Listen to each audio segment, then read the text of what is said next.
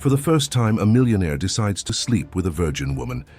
When she wakes up, she finds a ring and hears the phrase that will change her life forever. But in her silence, she finds the strength to rewrite her destiny with her own hands. If this story interested you, don't forget to subscribe to our channel and tell us from which city you are watching us. Eleanor Hayes had always lived her life within carefully drawn lines. Growing up in the small town of Mapleton, Connecticut, under the watchful eyes of her deeply religious parents, she had mastered the art of quiet obedience. At 23, her existence was a meticulously organized series of expectations. Wake up at 6 a.m., prepare breakfast for her aging father, attend her administrative job at the local church, volunteer at the community center on Wednesdays, Bible study on Thursdays, and silent dinners where the only sound was the ticking of the grandfather clock that had belonged to her late mother. She had never tasted alcohol, never stayed out past 11, and certainly never experienced anything resembling romance beyond the pages of the carefully selected novels her father permitted her to read.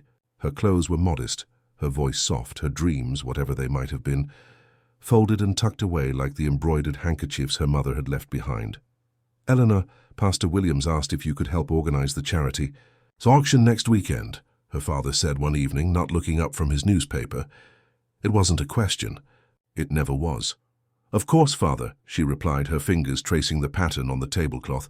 "I'll call him tomorrow to discuss the details." Later that night, as she sat at her bedroom window, watching the distant lights of passing cars, Eleanor wondered if this was all her life would ever be. A series of polite agreements, a collection of duties fulfilled without complaint. She had become so adept at suppressing her desires that she sometimes wondered if she had any left at all. The following day brought an unexpected disruption to her carefully ordered world. As she sorted through mail at the church office, a cream-colored envelope caught her eye. It was addressed to Pastor Williams, but what drew her attention was the embossed golden insignia. The Bennett Foundation Annual Charity Gala. "Eleanor, I'm glad you found that," Pastor Williams said, appearing behind her so suddenly that she nearly dropped the envelope. "I've been invited to this prestigious event, but my arthritis is acting up again. I was hoping you might attend." "In my place, the Bennett Foundation has expressed interest in supporting our community programs." Eleanor felt a flutter of something unfamiliar, anxiety perhaps, or excitement. "Me, but I've never—" "You're perfectly capable," he interrupted. "It's just one evening of polite conversation and representing our community values. Besides, these connections could bring much-needed funding to our outreach programs." That's how, 3 days later, Eleanor found herself standing at the entrance of the Bennett estate, a sprawling mansion on the outskirts of Hartford that seemed to exist in a different universe from her own. The invitation had specified formal attire, forcing her to borrow a dress from Mrs. Peterson at the church, a modest navy blue gown that was the most elegant thing Eleanor had ever worn, yet seemed hopelessly plain among the glittering designer creations surrounding her. The mansion was a cathedral of luxury, crystal chandeliers, marble floors, artwork that probably cost more than her father's house. Eleanor clutched her small purse, feeling like an imposter as she smiled weakly at passing guests who barely registered her presence. "You look lost," a voice said, and she turned to find a server offering her a glass of champagne. I've been to something like this before," she admitted, declining the alcohol with a small shake of her head. "First time for everyone," he replied with a kind smile. "Just remember, they all put their pants on one leg at a time, even Mr. Bennett himself." "Mr. Bennett," she echoed. The server nodded toward the far end of the ballroom. "Alexander Bennett. The man himself rarely attends his own events, so everyone's a bit on edge tonight." Eleanor followed his gaze to a cluster of people surrounding a tall figure whose face she couldn't quite see.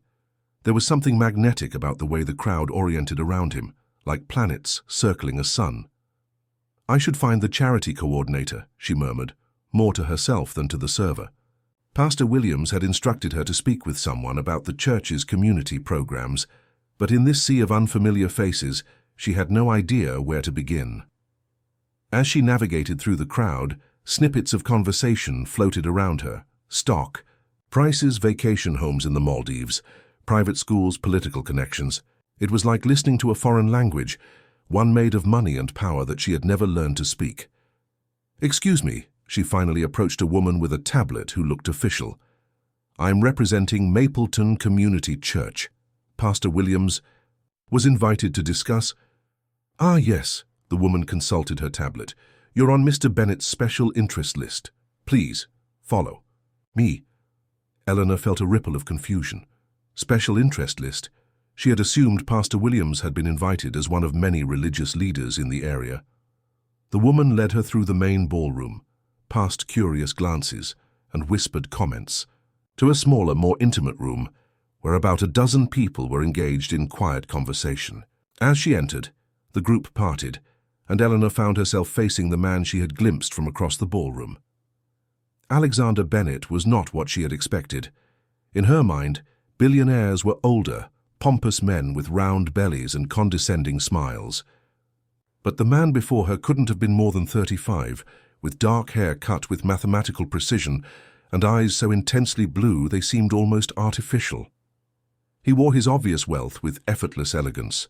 His suit, probably, cost more than she earned in a year, yet it didn't call attention to itself. What struck her most was his stillness. In a room full of people eager to be noticed, he stood perfectly composed, watching her with an expression she couldn't decipher. "Mr. Bennett, this is Eleanor Hayes from Mapleton Community Church," the woman with the tablet announced. Alexander Bennett's gaze never wavered as he extended his hand. "Miss Hayes, I've been looking forward to meeting you." His voice was quiet, but carried an unmistakable authority that silenced the room. Eleanor placed her hand in his, feeling, suddenly inexplicably, as though she had stepped off a cliff.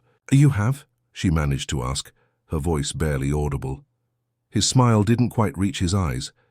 "Your church's community programs have an impressive success rate with limited resources. I'm always interested in efficiency." Eleanor withdrew her hand, fighting an instinct to step back. How did he know about their programs? Pastor Williams had been trying to secure funding for months with no success. "Thank you for the invitation, Mr. Bennett," she said carefully, "though I'm just here representing Pastor Williams." "Are you?" he replied, and something in his tone made her skin prickle. "I think we both know that's not entirely true, Miss Hayes." Before she could respond, he turned to address the others in the room. "Ladies and gentlemen, please continue enjoying your evening. Miss Hayes and I have matters to discuss." As the others filtered out, throwing curious glances her way, Eleanor felt a wave of anxiety. She was alone with one of the most powerful men in the state, and somehow, impossibly, he seemed to know who she was. The realization sent a shiver down her spine that was equal parts fear and something else, something she had never allowed herself to feel before. Alexander gestured to a pair of chairs by the window. "Please sit. We have much to talk about." As Eleanor perched on the edge of the seat, hands folded tightly in her lap, she had no way of knowing that this night, this conversation, would be the dividing line of her life. Everything that came before and everything that would follow would be separated by this moment when Alexander Bennett looked at her as though he had been waiting for her all along. "Your file suggests you've never left Connecticut," Alexander said, swirling amber liquid in a crystal glass. Eleanor stiffened. "My file?" "I research everyone involved with organizations I might support." His tone was casual, but his eyes never left her face. "Your father, Robert Hayes, former accountant, now reliant on disability benefits since his accident 5 years ago. Your mother, Caroline, passed when you were 16. You were valedictorian at Mapleton High, declined a scholarship to Vassar to care for your father, and have worked at the church since graduation." Each fact landed like a stone. Eleanor fought to keep her expression neutral. "That's quite thorough for a potential donor." "I'm thorough about everything, Miss Hayes." Alexander leaned forward slightly. "What fascinates me is what's not in your file. No social media presence, no romantic relationships, no rebellious phase. It's as if you exist purely to fulfill others' expectations." Eleanor's cheeks burned. "I don't see how my personal life relates to our church's programs." "That's where you're wrong." His voice softened almost imperceptibly. "I'm interested in people who demonstrate exceptional self-control, people who understand sacrifice, You've built your entire life around duty rather than desire. Mr. Bennet, Eleanor began, desperately seeking firmer ground, I came to discuss our community outreach. I've already decided to fund your church's programs, he said dismissively. $1 million annually for 3 years. The paperwork will be sent tomorrow. Eleanor's mouth fell open. The sum was beyond generous. It was transformative. Pastor Williams would be overjoyed. That's incredibly generous, she managed. But why? Alexander set down his glass. Because I want something in return, Eleanor. Not from your church, but from you. The room suddenly seemed too warm, too small. I don't understand. I'm offering you an opportunity, 6 months working directly with me as my personal assistant. You'll have an apartment in the city, a clothing allowance, and a salary that would allow your father to receive the best medical care available. Eleanor's mind raced. But I have no qualifications for such a position.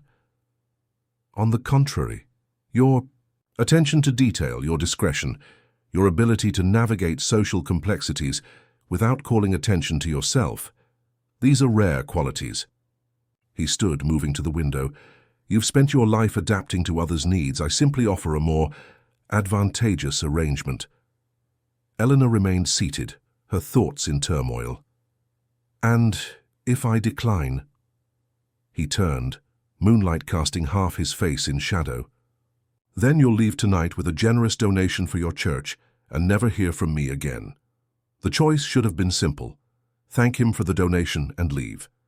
Yet something in his gaze, a recognition, an understanding of the silent, screams she had suppressed for years, kept her rooted to the spot. Why me? She whispered. Because you're untouched by the world, Eleanor, uncorrupted by its cynicism, a rarity I've searched for longer than you'd believe. 2 weeks later, Eleanor stood in an apartment 30 floors above Hartford, watching the city lights flicker beneath a gathering storm. Behind her, a closet full of clothes selected to her exact measurements, a refrigerator stocked with her preferred foods, and a salary already deposited that exceeded what she would have earned in 5 years at the church. She had told her father and Pastor Williams that the Bennett Foundation had offered her a temporary position, overseeing the implementation of their community programs. Not a lie, precisely. Alexander had created just such a position on paper, but her true role remained nebulous, defined less by tasks than by Alexander's constant, meticulous attention. Each morning, a car arrived precisely at 7. Each day brought carefully orchestrated interactions, business lunches where she observed more than participated, charity events where she stood quietly at his side, private dinners in restaurants cleared of other patrons. Alexander rarely touched her, a hand at the small of her back while navigating a crowd, fingers briefly brushing hers when passing a document, yet his awareness of her was constant, consuming. "You're not sleeping well," he commented one morning.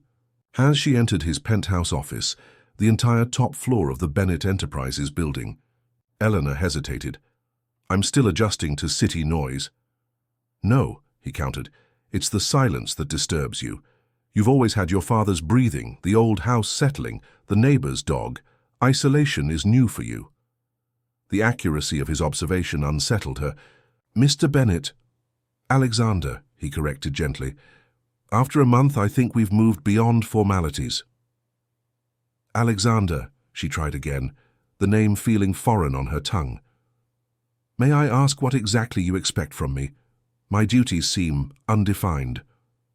He smiled, a rare expression that transformed his severe features. "Your presence is your primary duty, Eleanor. The rest will unfold naturally."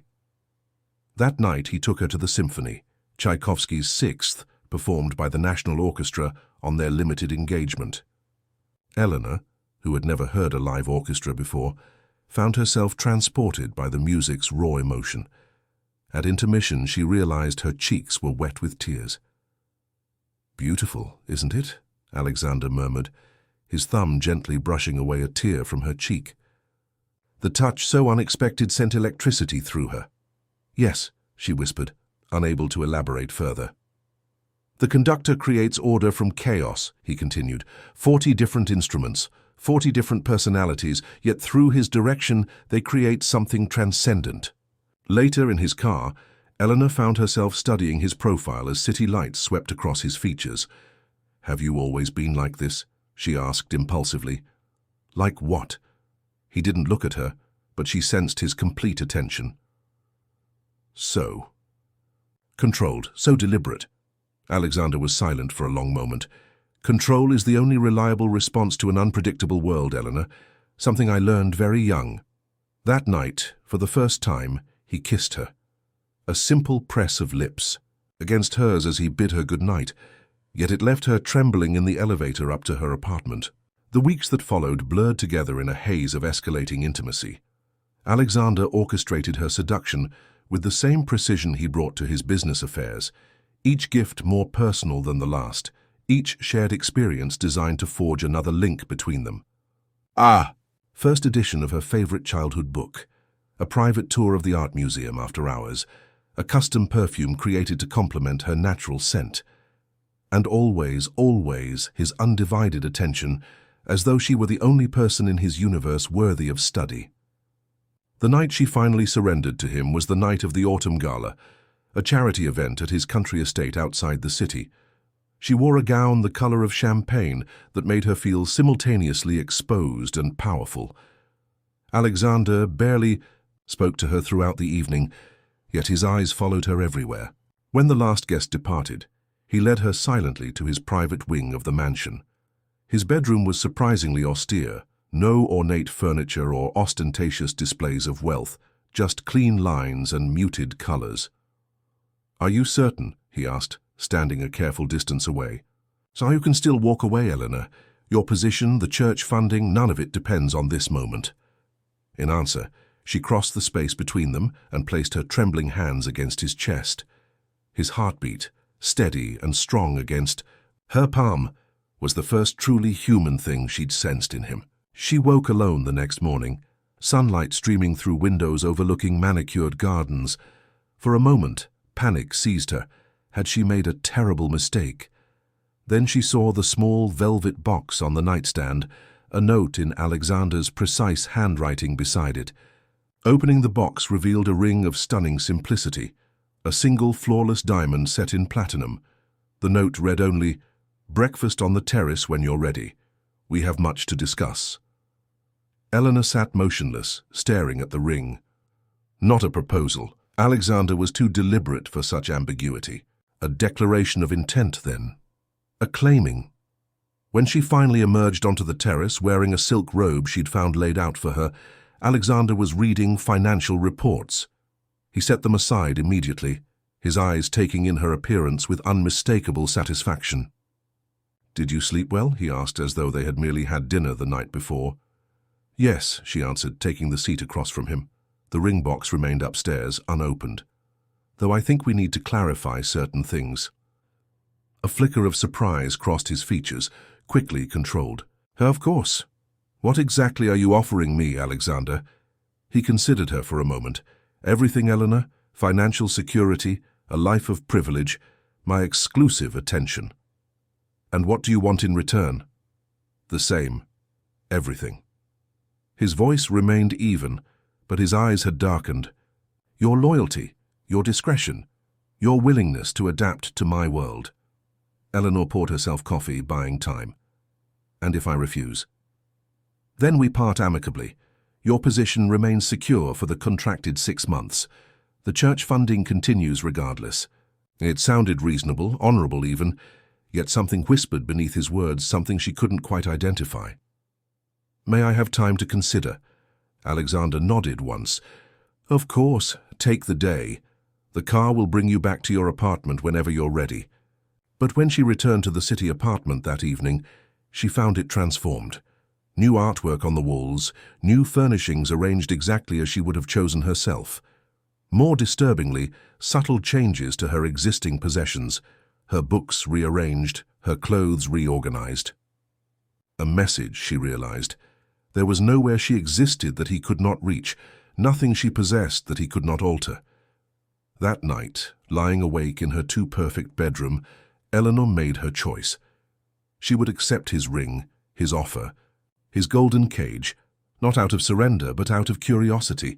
For the first time in her life, she would choose something for herself, even if that choice was dangerous. The following morning, she wore the ring to his office. Alexander's eyes caught the glimmer immediately, and for an instant, something, like genuine emotion, crossed his face. Relief, perhaps, or triumph. "You've made your decision," he stated. Eleanor nodded. "Yes, I accept your terms. You'll need to sign some documents." He pressed a button, and his private secretary entered with a folder. Standard confidentiality agreements, financial arrangements. As Eleanor scanned the densely worded legal documents, one phrase caught her attention. Previous arrangements of similar nature. Her eyes flicked up to his, questioning. Alexander's expression revealed nothing. Merely standard legal language. Nothing for you to concern yourself with. She signed without further comment, but the phrase echoed in her mind. As she handed back the pen, Alexander took her hand, his thumb brushing across the ring. "You won't regret this, Eleanor," he said softly. Later, as she watched him across a dinner table commanding attention from senators and CEOs alike, she wondered if that was the first lie he had ever told her. The first 3 months of Eleanor's new life passed in a carefully choreographed dance of luxury and subtle constraints. Alexander's world was one of breathtaking privilege, weekends at his Hamptons estate, private jets to business meetings in Chicago or San Francisco, galas where she stood beside him in couture gowns worth more than her father's annual medical expenses. Yet beneath the glittering surface ran currents of unease. Alexander's attention remained unwavering, but it was an attention that catalogued and assessed rather than simply appreciated. He noticed everything: a changed hairstyle, a preference for certain foods, the books she selected from his library, and each observation was filed away like data points in an ongoing experiment. "You're unusually quiet tonight," he remarked, one evening as they dined on the terrace of his Hartford penthouse. "Something troubling you?" Eleanor set down her wine glass. "I'd like to visit my father this weekend." Alexander's expression didn't change, but she had learned to read the subtle tightening around his eyes. "Of course, he's still in Mapleton." "Yes," she said carefully.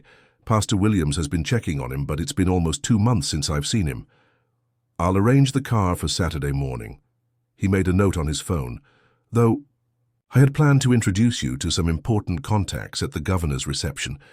I could go early and be back by evening," she offered, already feeling the familiar pull of compromise. Alexander smiled. "No need. Family is important. Take the weekend.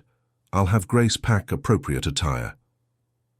The conversation shifted to other topics, but Eleanor couldn't shake the feeling that she'd just navigated a test of sorts.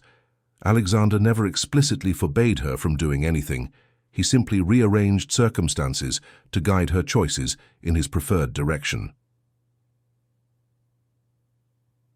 Saturday, the usual driver took her to Mapleton. The familiar streets of her hometown now seemed strange, the modest houses and small businesses almost like film sets after months surrounded by opulence. When they pulled up to her childhood home, Eleanor was startled to see fresh paint, new shutters and a wheelchair ramp she hadn't requested. Inside, the transformation continued.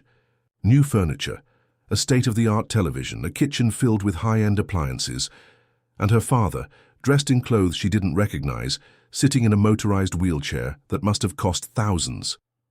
"Ellie," he exclaimed, his eyes lighting up. "You didn't tell me you were coming today." She hugged him tightly, noting how much weight he'd gained, a healthy improvement after years of declining health. "I wanted to surprise you. You look wonderful, Dad." "All thanks to you and that foundation you're working for," he beamed. "The new physical therapist comes 3 times a week, and that specialist in Hartford has me on a new medication regimen that's working wonders." Eleanor maintained her smile while internally calculating just how much all these improvements must cost, far more than even her generous salary could cover. "Mr. Bennett has been very generous," she said carefully. "Oh, more than generous," her father replied. "He called himself, you know, to ask about my needs, my preferences. Such a thoughtful man for someone in his position. Eleanor froze. Alexander called you personally? Several times, her father nodded. Always checking. That I have everything I need. Said he wants to make sure I don't worry about you. That I can focus on my health. The conversation continued, but Eleanor's mind raced. Alexander had never mentioned these calls. More disturbingly, he had inserted himself into her father's life without her knowledge, creating another layer of obligation she hadn't consented. To that evening after dinner, Eleanor found herself in her old bedroom, now redecorated in tasteful neutrals that were exactly her preferred palette. Even here, Alexander's influence had seeped in, reshaping her past as thoroughly as her present. On impulse, she opened her closet, surprised to find her old clothes still there. Pushing aside the hangers, she reached for the loose floorboard, where she had once hidden her small treasures as a child, a journal, a few forbidden romance novels, seashells from a rare childhood vacation. The board pulled free, just as it always had, but the space beneath was empty. "Looking for something?" asked a voice from the doorway. Eleanor started, turning to find Mrs. Mitchell, the new nurse Alexander had hired for her father.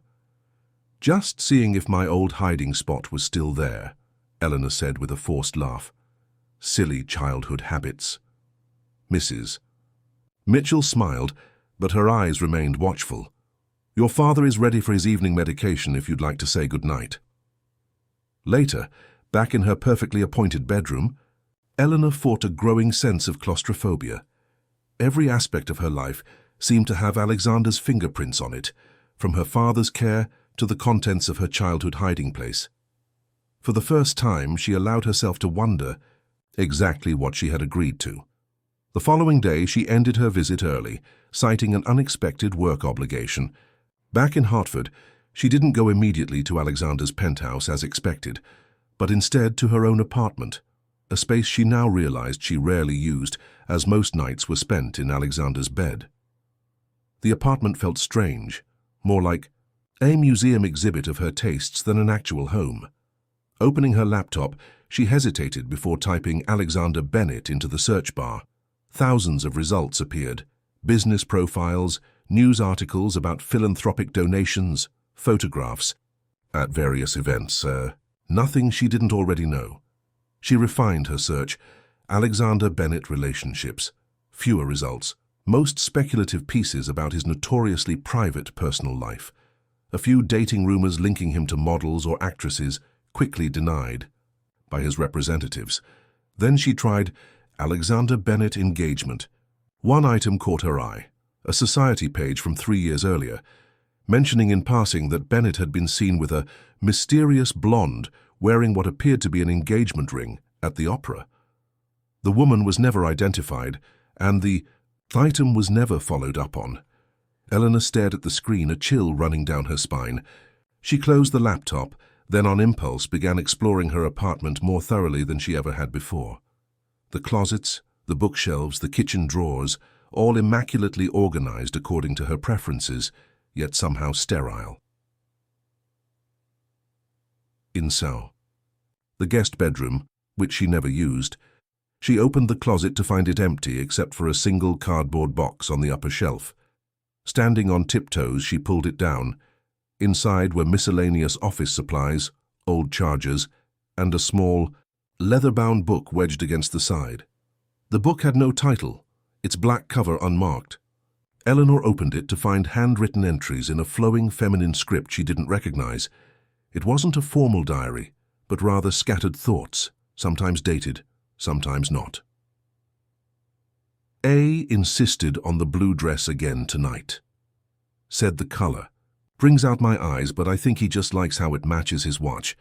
Always coordination with him, always perfection. 3 months now in this beautiful prison. The walls are silk and the bars are gold, but it's a cage nonetheless. Found another camera today hidden in my bathroom mirror. Confronted A. He called it security and seemed genuinely surprised I was upset. Eleanor's hands trembled as she turned the pages.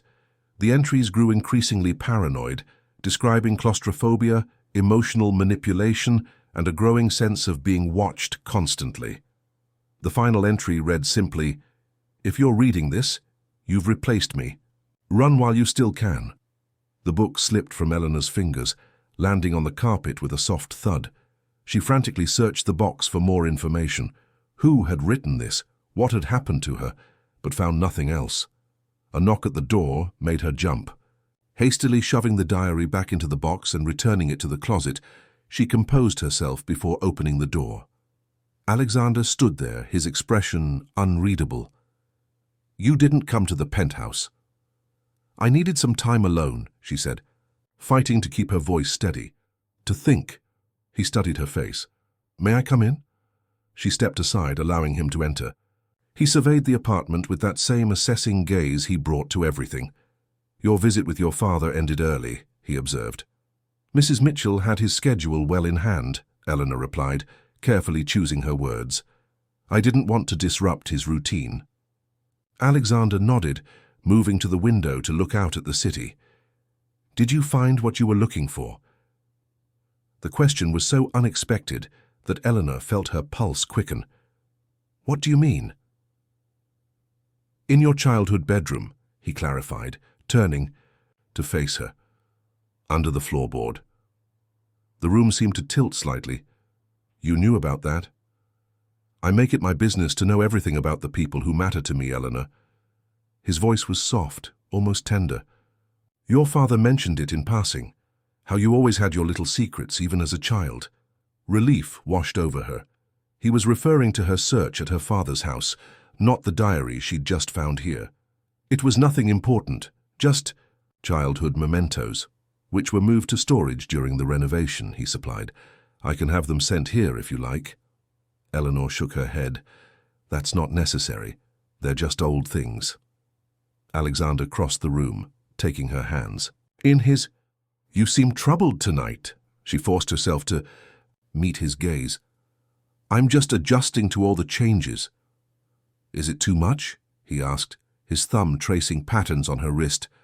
"The transition to this life can be overwhelming. I sometimes forget how sheltered your upbringing was." "No," she said, quickly, too quickly. "Everything is perfect." "Perfect," he repeated, a slight smile touching his lips. "That's what I've always aimed for with you, Eleanor. Perfection."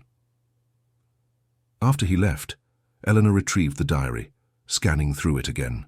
With growing dread, the unnamed woman's experiences mirrored her own, the careful orchestration, the escalating control disguised as care, the golden cage closing ever tighter. The next day, Eleanor arrived at Bennett Enterprises with a new sense of purpose. While Alexander attended meetings, she used her security clearance to access areas of the building she had never explored before. On the pretext of organizing files, she began a careful investigation, looking for any mention of previous assistants, previous relationships, previous Eleanors. In a storage room of old personnel files, she found a locked cabinet that her key card couldn't access. Noting the location, she returned to her regular duties, making mental note of which employees had been with the company longest. Grace Peterson, Alexander's executive assistant, had worked for him for over 15 years. A formidable woman in her 60s with impeccable silver hair and a perpetually neutral expression. She controlled access to Alexander more strictly than any security system. "Grace," Eleanor approached her later that day, "I'm having trouble locating some historical files Alexander asked me to review. Personnel records from 3 to 5 years ago." Grace's expression didn't change. "Those would be in secure storage. Mr. Bennett would need to authorize access specifically." "He did," Eleanor lied smoothly, "but I'm not sure where to look." Grace studied her for a moment. "I'll have them delivered to your office tomorrow morning." "Thank you," Eleanor smiled. "Oh, and Grace? Alexander mentioned someone named Sophia who used to work with him. Do you remember her?" A flicker, just the briefest flash of something, crossed Grace's usually impassive face. "Many people have worked with Mr. Bennett over the years. I don't recall anyone specific by that name." It was a lie, and they both knew it.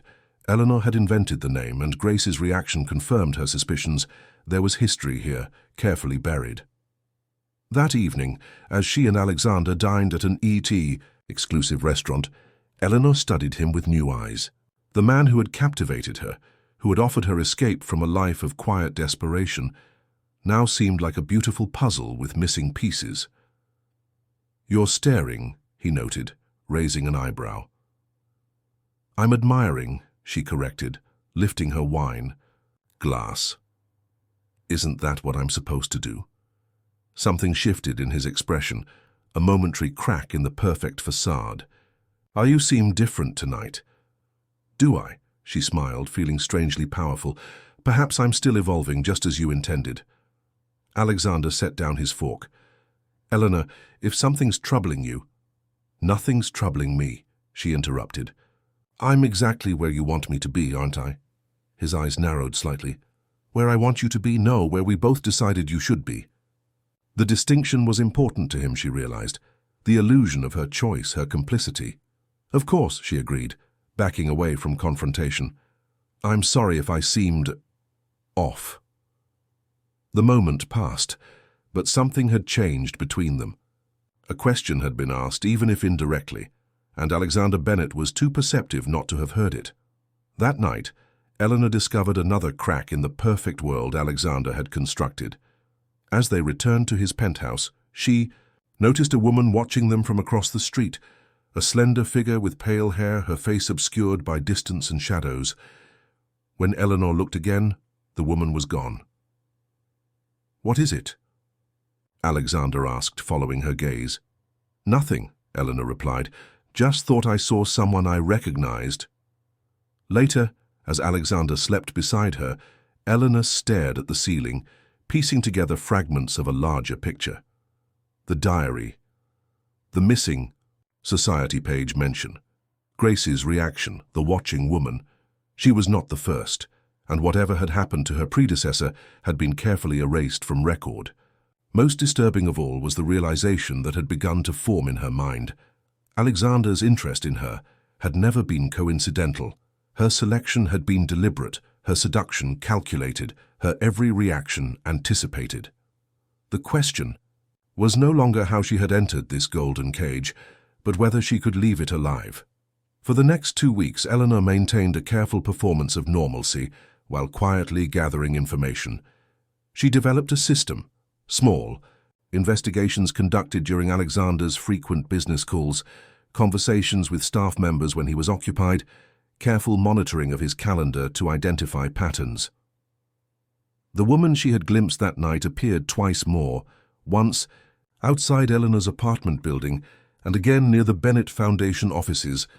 Always watching, never approaching, Eleanor began carrying her phone ready to take a photo, but somehow the woman always vanished before she could capture evidence. One rainy Tuesday, an unexpected opportunity arose. Alexander was called away to Chicago for an emergency board meeting, leaving Eleanor behind for the first time since their relationship began. "I'll be back tomorrow evening," he told her, cupping her face in his hands. "Grace will handle anything urgent. Will you be all right alone?" Eleanor smiled, the picture of devotion. "Of course, I have plenty to keep me occupied." Once his private jet departed, Eleanor moved quickly. Her first stop was the Bennett Enterprises building, where she headed straight for Grace's office. "Alexander asked me to retrieve some files while he's away," she explained smoothly. "Historical information on the Bennett Foundation's previous beneficiaries." Grace's expression remained impassive. "Which projects specifically?" "Young women's empowerment initiatives," Eleanor replied, "particularly the scholarship programs from 3 to 5 years ago." Something flickered in Grace's eyes. "Those records would be in the secure archive. I'll need to accompany you." In the basement archive, Grace unlocked a room Eleanor had never seen before. "Personnel files are here," she indicated a cabinet. "Beneficiary records there. I have a meeting, but I'll return in 30 minutes. After Grace left, Eleanor quickly located the scholarship files. Scanning through them, she found what she was looking for: a program specifically targeting vulnerable young women from conservative religious backgrounds. The 5 recipients shared striking similarities with Eleanor herself, all raised in sheltered environments, all academically gifted, all with difficult family circumstances. One name stood out: Olivia Pearson, a pastor's daughter from Minnesota, who had received a life-changing scholarship and a special mentorship opportunity with Alexander himself. Searching further, Eleanor found personnel files documenting Olivia's subsequent employment at Bennett Enterprises, first as a program coordinator, then as Alexander's special projects assistant. The file ended abruptly 2 years ago with a terse note: employment terminated. All inquiries to legal department. There was a photograph, a slender young woman with pale blonde hair and a hesitant smile, the woman Eleanor had glimpsed watching them. Before she could look further, Eleanor heard footsteps approaching. She quickly replaced the files and moved to the beneficiary records Grace had indicated. Grace appeared in the doorway. "Finding everything all right?" "Yes, thank you," Eleanor replied, holding up a folder of innocuous scholarship information. "Alexander will be pleased to have this data for the board presentation." Back in her apartment, Eleanor paced restlessly, processing what she had discovered. Alexander had been recruiting women like her for years, isolated, inexperienced women with limited options and restrictive backgrounds. Women who would view his attention as salvation rather than predation. A knock at her door interrupted her thoughts. Heart pounding, she checked the peephole and found herself staring at the pale-haired woman from the photograph.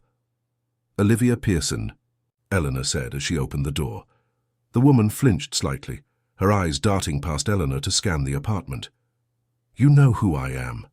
"I found your file today," Eleanor confirmed, stepping aside. "Please come in."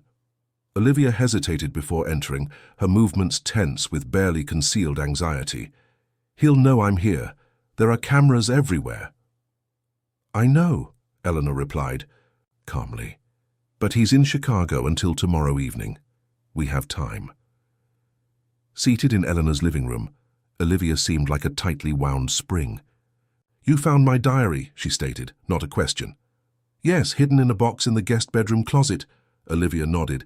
"I left it there when I left. I hoped whoever came after me would find it." "What happened, Olivia?" Eleanor asked gently. "What happened to you?" Olivia's laugh was brittle. "The same thing that's happening to you. Alexander Bennett found me, studied me, collected me. I was his perfect object. Religious background, difficult family circumstances, no social connections. He offered me everything I'd never had, and I was pathetically grateful." Eleanor recognized the echo of her own experience. "How long were you with him?" 2 years, 3 months, 16 days, Olivia recited precisely. "Until I started asking questions about Marissa." "Marissa?" "The one before me," Olivia's hands twisted in her lap. "I found letters in his Lake George house. She disappeared, just vanished from the company, from his life, all records erased." A chill ran through Eleanor. "Did he hurt her?" "Not physically. Alexander would never dirty his hands that way." Olivia leaned forward. "He doesn't need violence. He has money, influence, psychological leverage. He makes people disappear legally." "What do you mean?" "NDAs, psychiatric commitments, financial coercion." Olivia's voice dropped. "Marissa tried to leave him, started talking to people about his methods. She ended up in a private mental health facility in Switzerland, diagnosed with paranoid delusions." Eleanor felt sick. "And you? How did you get away?" "I didn't," Olivia said simply. "Not really. I'm still bound by contracts and threats. The only reason I'm here is because of you." "Me?" I've been watching his pattern repeat. "When I saw you at the charity gala, so obviously out of place, so clearly his type, I knew he'd chosen again." Olivia reached into her bag, removing a small device. "This is a signal jammer. It'll block any surveillance for about 15 minutes. It's all we have." She activated it, then continued urgently. "Alexander doesn't just collect women, Eleanor. That's merely his personal indulgence. His real business is influence, psychological manipulation on an institutional scale." "What are you talking about?" "The Bennett Foundation isn't just philanthropy. It's a testing ground for behavioral modification techniques. Those community programs at your church, they're not charity, they're field experiments in emotional conditioning." Eleanor shook her head. "That can't be." "Look at the pattern," Olivia insisted. Each beneficiary organization becomes ideologically aligned with Bennett Enterprises within 2 years. Churches shift their teachings, community centers implement his educational models, local politicians support his initiatives. She pulled out a tablet, displaying a series of spreadsheets. I've been tracking it since I left. Financial graphs showing donation patterns, behavioral changes in recipient communities, leadership replacements.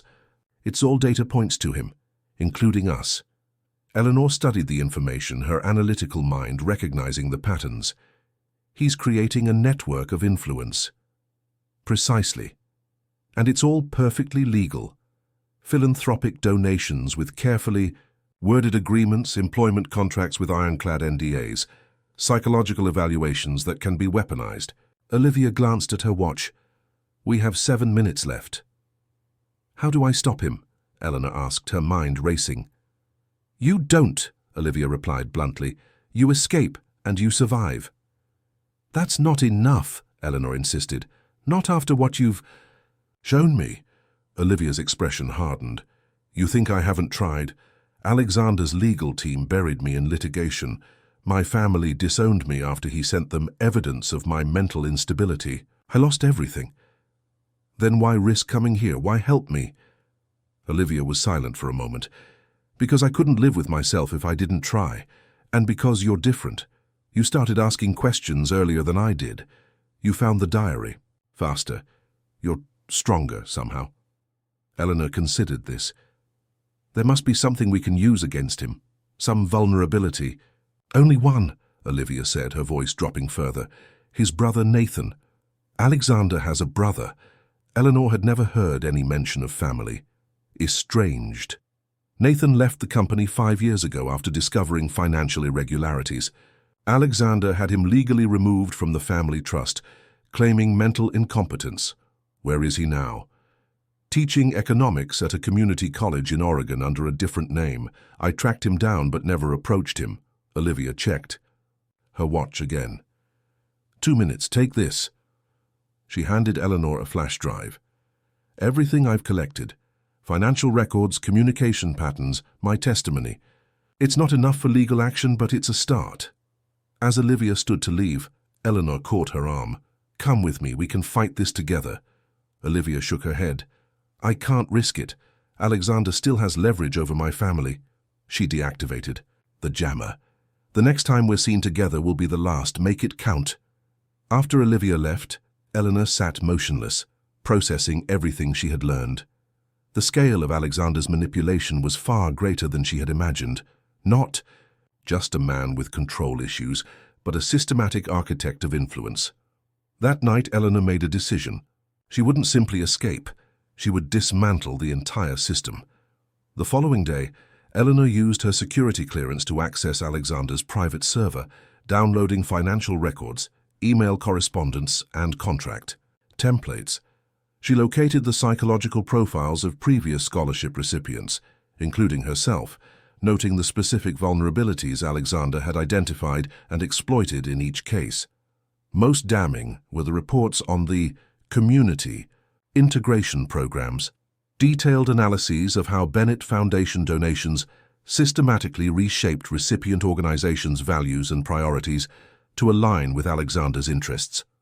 When his private jet landed that evening, Eleanor was waiting at the penthouse, dressed in the blue dress he had first given her, the diamond ring prominently displayed on her finger. I missed you, she said as he entered, rising to kiss him. How was Chicago? Alexander studied her face as he always did. Productive. The board agreed to the expansion plans. Throughout dinner, Eleanor maintained her performance, attentive, admiring, perfectly tailored to his preferences.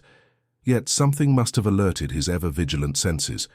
How seemed different tonight, he observed, setting down his wineglass.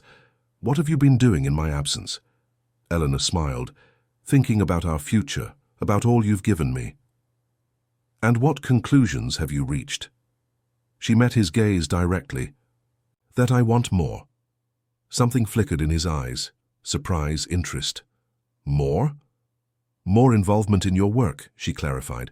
The foundation, specifically. I've been reviewing the community programs, and I have ideas for expansion. Alexander relaxed slightly. I'd be interested to hear them. I've prepared a presentation, Eleanor said, retrieving her tablet, starting with the patterns I've observed in recipient organizations. As she displayed the first slide, a graph showing the correlation between Bennett donations and ideological shifts in recipient communities, Alexander's expression changed, subtle but unmistakable. Where did you access this data? He asked, his voice perfectly controlled. Various sources, Eleanor replied vaguely. I've been quite thorough in my research. I wanted to understand your methods. My methods. Your influence architecture, she continued, swiping to the next slide. Psychological profiles of scholarship recipients, including herself and Olivia, with their vulnerabilities highlighted. It's brilliant, really. Identifying susceptible individuals, creating controlled environments for behavioral modification, scaling the techniques to community level. Impressive. Alexander's stillness was dangerous now. This is proprietary information, Eleanor. Yes, she agreed, along with the financial records showing how you've channeled foundation funds through shell companies, the correspondence with psychiatric facilities regarding Marissa Davis, and the legal threats against your brother Nathan. The temperature in the room seemed to drop. You've been busy. I learned from the best, Eleanor replied, setting down the tablet. You taught me to be thorough, to pay attention to patterns, to understand systems of control. And what do you intend to do with this? Research? Alexander asked, his voice still eerily calm. Eleanor leaned forward. I want a seat at the table, Alexander. Not as your possession, but as your partner. He studied her for a long moment. You think you can threaten me? Everything you've accessed is protected by the contracts you signed. True, she acknowledged, but Olivia didn't sign those specific contracts, and Nathan signed nothing regarding the information I obtained independently. For the first time since she had known him, Alexander Bennett looked genuinely surprised. You've contacted Olivia and Nathan. I've established contingencies, Eleanor corrected. Everything I've gathered has been secured with instructions for distribution if anything happens to me or to them. Alexander was silent, reassessing her with those calculating eyes. What exactly do you want? 3 things, Eleanor stated firmly. First, you dissolve any ongoing surveillance or control of Olivia Pearson and provide financial restitution for the career and reputation you destroyed. And the others? You restore Nathan's position in the family trust and the company, with oversight authority on the Foundation's activities. Alexander's jaw tightened almost imperceptibly. His departure was his choice. We both know that's not true, Eleanor countered. And third, you restructure the Foundation's community programs to remove the psychological manipulation components while maintaining the financial support. That's all. A hint of his usual irony returned. You don't want me to divest my entire fortune or confess my sins publicly? I'm not interested in destroying you, Alexander. Only in stopping the damage. Eleanor held his gaze. And in answer to your unasked question, yes, I'm leaving. Tonight. The silence stretched between them, tension crackling in the air. You're making a mistake, he finally said, his voice soft. We could accomplish extraordinary things together. I chose you because you're exceptional, Eleanor, different from the others. That's what you told Olivia, Eleanor replied, and probably Marissa before her. Alexander moved to the window, his back to her. Do you imagine you'll simply return to your small-town life after experiencing all this? No, Eleanor said honestly. I'll never be that person again. But I won't be your experiment either. He turned back to her, and for an instant she glimpsed something like genuine emotion in his eyes. Was any of it real for you? The question caught her off guard. Parts of it, she admitted. The Eleanor you wanted, the obedient, grateful version of me. She was real. But incomplete. Alexander nodded slowly. I underestimated you. Yes, she agreed. You did. And if I refuse your terms? Eleanor stood, gathering her coat. Then tomorrow, the New York Times, the FBI, and the IRS will receive very interesting packages. as will every organization that has received Bennett Foundation funding in the past decade. She removed the diamond ring, placing it on the table between them.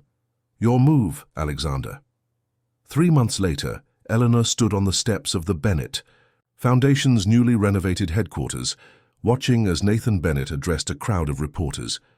"Today marks a new chapter for the Foundation," he announced. "Our renewed commitment to transparency and ethical philanthropy begins with the appointment of our new Executive Director for Community Programs, Eleanor Hayes." Eleanor stepped forward, accepting the podium. "Thank you, Nathan. The Bennett Foundation's mission has always been to empower vulnerable communities. Moving forward, that mission will include accountability, community autonomy, and ethical oversight at every level." As cameras flashed, she caught sight of a familiar figure at the edge of the crowd, Olivia Pearson, now reinstated as a program director, nodding in quiet approval. The restructuring hadn't been easy. Alexander had fought, negotiated, threatened, but ultimately, faced with the evidence Eleanor had gathered, he had conceded to her terms. He remained CEO of Bennett Enterprises, his public image intact, but the foundation now operated under independent oversight, with Nathan and Eleanor ensuring its operations remained ethical. Later that evening, as Eleanor was leaving the building, she found Alexander waiting beside her car. "Congratulations on the appointment," he said, his expression unreadable. "The press seems quite taken with your story, the small-town church administrator revolutionizing corporate philanthropy." "They don't know the full story," Eleanor replied, "and they never will as long as our agreement stands." Alexander nodded. "I keep my promises, Eleanor, though I admit I never expected to be making these particular ones. People can surprise you when they're given the chance to be more than what you expect of them." A ghost of a smile touched his lips. "Indeed." He hesitated, then added, "I've been seeing a therapist, Nathan's suggestion. It's been illuminating." Eleanor studied him, seeing for the first time not the masterful manipulator or the perfect predator, but simply a man, brilliant, damaged, and perhaps capable of change. "I'm glad," she said simply. "Do you ever wonder," he asked quietly, "what might have happened if we had met differently? If I had simply asked you to dinner at that charity gala, without all the manipulation?" Eleanor considered this. "I was raised to believe that the past defines us. But now I think it's our choices that matter most." She met his gaze directly. "I choose to look forward, not back." As she drove away, Eleanor reflected on the journey that had brought her here, from the sheltered girl who had never questioned authority to the woman who had challenged one of the most powerful men in the country, and won. She had entered Alexander's world believing she needed to be saved. She had left it having saved herself, and perhaps in some small way, saved him too. Back in her new apartment, modest but entirely her own, Eleanor opened her laptop to finish an email to her father. He had been initially confused by her sudden career change and break with Alexander, but had gradually come to accept her decisions, especially once the Foundation's new scholarship program had funded a community health center in Mapleton. As she worked, she noticed the small leather-bound journal on her desk, Olivia's diary, now filled with new entries. They had started a support network for women recovering from coercive relationships, documenting their experiences and strategies for rebuilding. Eleanor added her own entry for the day. "True freedom isn't the absence of influence, but the power to choose which influences shape us." I entered. A golden cage, believing it was my only option. I left it understanding that there are always choices, difficult ones, frightening ones, but choices nonetheless. Some cages have no locks at all except the ones we believe in. She closed the journal, gazing out at the city lights. The path ahead wasn't certain, but it was hers to walk, one step at a time, one choice at a time, entirely her own. Dear listeners, we hope Eleanor's journey from captivity to freedom has moved you. Her story reminds us that true power comes not from controlling others, but from reclaiming control of our own lives. For more stories that explore the complex dynamics of relationships and personal transformation, we've prepared a special playlist you can find by clicking to your left. If you enjoyed this story, please don't forget to subscribe to our channel and like this video. Every day we bring you unique narratives that delve into the depths of human experience and resilience.